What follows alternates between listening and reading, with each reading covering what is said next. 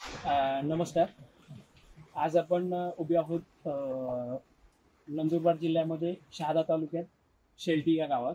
आपण प्रगतशील शेतकरी जे आहेत तुषारभाई, तर यांच्यासोबत आपला केळीच्या बागेमध्ये ह्या प्लॉटची लागवड कधी आहे आणि कशा पद्धतीने केली आहे त्या पद्धतीने त्यांच्याशी जरा आपण चर्चा करू. बरोबर. तर तुषारभाई, मला एक सांगा की प्लांटेशन आपलं कधीच आहे?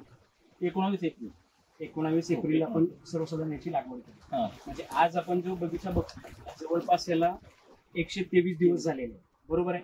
आता ह्याच्यामध्ये आपण जे एनपीकेचे जे मॅनेजमेंट करतो ते कशा पद्धतीने आपण करतो? ह्याच्यामध्ये एनपीके डिव्हायडेशन हे 3 याच्यात करतो. बरोबर. 3 डोस. त्याच्यामध्ये पहिला बेसल डोस, दुसऱ्या बेसल डोस मध्ये 2 डिव्हायडेशन करतो. हे एनपीके विथ युरिया हे वेगळं आणि मायक्रोन्यूट्रिएंट आणि युरिया वेगळं. बरोबर. डिव्हायडेशन करतोय आपण त्याच्यात. आणि मग तिसरा जो फायनल डोस आहे हा शेवटी सगळं कॅल्क्युलेशन काढतो की भाऊ आतापर्यंत काय गेलंय एनपीके, त्याच्यानंतर जे पण असेल मायक्रोन्यूट्रिएंट्स वगैरे, न्यूट्रिएंट सेकंडरी वगैरे याचे हे करून मग तिसरा डोस ठरवतो की भाऊ काय द्यायचं. म्हणजे एनपीके प्रॉपर आपल्याला पहिल्या 3 महिन्यामध्ये कशा पद्धतीने आपण करतो, तुमचं काय कशा पद्धतीने कॅल्क्युलेशन करता?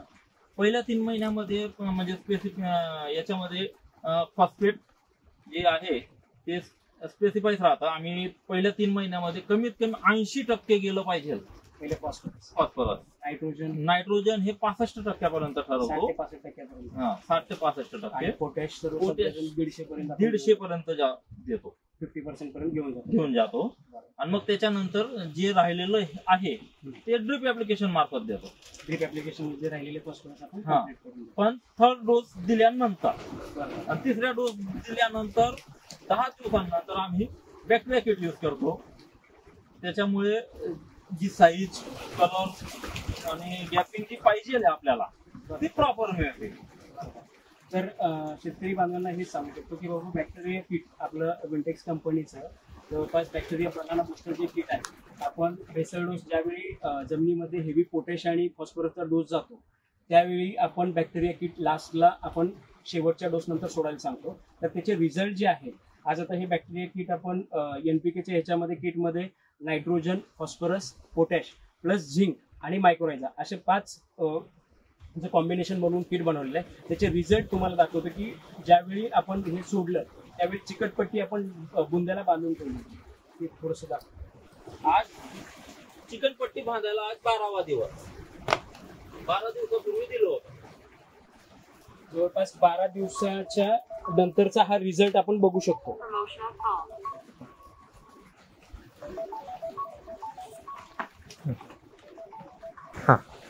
शेतकरी बांधवांना हेच सांगणं आहे की तुम्ही कुठलाही बगीचा आपल्या केळीचा बनवत असताना पहिल्या 3 महिन्यामध्ये सर्वसाधारण रेशिओ जो आम्ही आपल्या एरियामध्ये सांगतो ते 125 किलो पर्यंत आपला नायट्रोजन गेला पाहिजे. जवळपास फॉस्फरस 85% पर्यंत कंप्लीट झाला पाहिजे आणि पोटॅश जे आहे कमीत कमी 50% म्हणजे 150 ते 250 पर्यंत आपल्याला न्यायचा. हा रेशिओ जर तुम्ही त्या पद्धतीने मेंटेन केला तर 100% तुमचा बगीचा वाढीमध्ये थांबत नाही. आज तुम्ही इथं पूर्ण बगीच्यामध्ये आलेली जी गॅपिंग आहे, त्यानंतर बुंद्याची एकसारखी साईज हे तुम्ही त्या पद्धतीने बघू शकता. कशा पद्धतीने आपण म्हणजे बुंद्याची साईज आहे, एकसारखापणा आहे बुंद्यांमध्ये आणि 2 पानातला जो गॅप आहे तो त्या पद्धतीनं सर्वसाधारण 5 ते 6 इंचापर्यंत आहे. आणि हा प्लॉट जवळपास 123 दिवसाचा प्लॉट आहे, तुम्ही बघू शकता.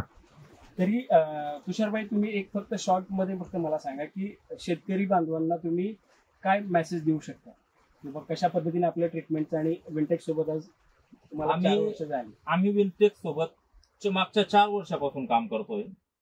विंटेक्स कंपनीची किंवा साहेबांची एकच हे उत्कृष्ट उत्पादन, फळाला उत्कृष्ट गुणवत्ता भेटली तर त्या फळाला कोणत्याही मार्केटला मागणी वाढते. आणि त्याचा अनुभव मी मागच्या 4 वर्षापासून म्हणजे 3 वर्षापासून घेतोय. हे माझं 4थं वर्ष आहे. 4थ्या वर्षाला पण व्हेंटेक्स सगळ्यांपेक्षा चांगलं आहे असंच आम्हाला 100% वाटतं. चालेल.